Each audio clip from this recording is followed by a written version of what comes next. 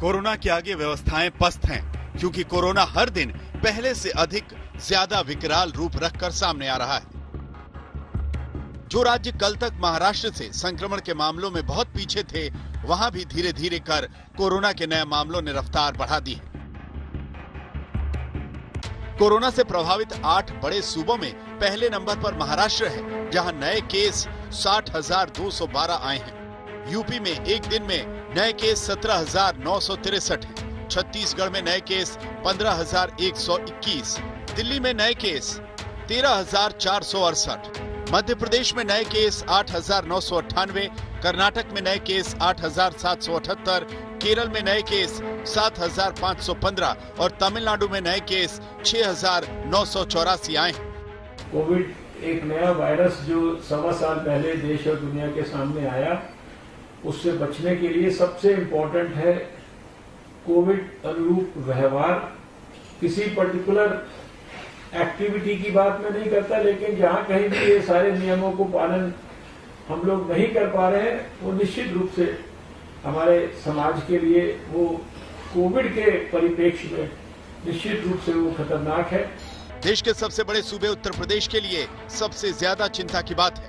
वहां मुख्यमंत्री योगी आदित्यनाथ और पूर्व मुख्यमंत्री अखिलेश यादव की भी कोरोना रिपोर्ट पॉजिटिव आई है, जबकि राजधानी दिल्ली में भी कोरोना की मार दिन दूनी रात चौगुनी रफ्तार से आगे बढ़ रही है। इन हालातों में आम आदमी के लिए मुश्किल होना तय है। उत्तर प्रदेश में कोरोना के बढ़ते मामलों के साथ में सरकार और प्रशासन के आगे कोरोना की टेस्टिंग और अस्पतालों में पूरे इंतजाम एक बड़ी चुनौती के साथ सामने आ रही है। हम मौजूद है लखनऊ के लोहिया अस्पताल में, जहां आप देख सकते हैं किस तरीके से लंबी लाइनें लोगों की लगी है जो कोरोना की टेस्टिंग के लिए आए हैं, लेकिन काउंटर्स की कमी और जिस तरीके से लंबी लंबी वेटिंग यहां पर हो रही है, वो एक बड़ी समस्या के तौर पर लोगों के सामने है।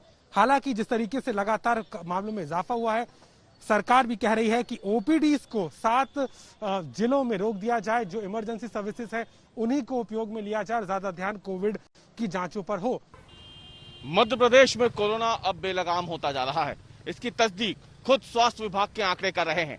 बीते 24 घंटों की हम बात करें तो मध्य प्रदेश में 8,998 कोरोना के नए मामले सामने आए हैं, जो कि इस साल का यानी साल 2021 का कोरोना के नए मामलों में सबसे बड़ा उछाल है। ये इसलिए ज्यादा चिंताजनक है क्योंकि पॉजिटिविटी रेट भी अब बढ़ के करीब करीब 20% हो गया है।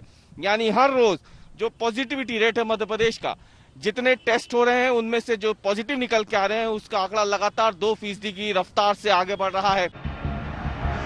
कोरोना के हाल से बेहाल महाराष्ट्र ने आज रात 8 बजे से 15 दिनों का ब्रेक द चेन मुहिम चलाने का फैसला किया है। इसकी पाबंदियां एक तरह से लॉकडाउन जैसी ही हैं, जहां जरूरी सेवाओं को छोड़कर एक तरह से तालाबंदी ही लागू हो रही है। महाराष्ट्र के अलावा कई अन्य राज्यों में भी ढेरों पाबंदियां लगाई गई हैं, लेकिन देश के मन में ये सवाल घर करने लगा है कि क्या अब संपूर्ण लॉकडाउन की नौबत आ गई है।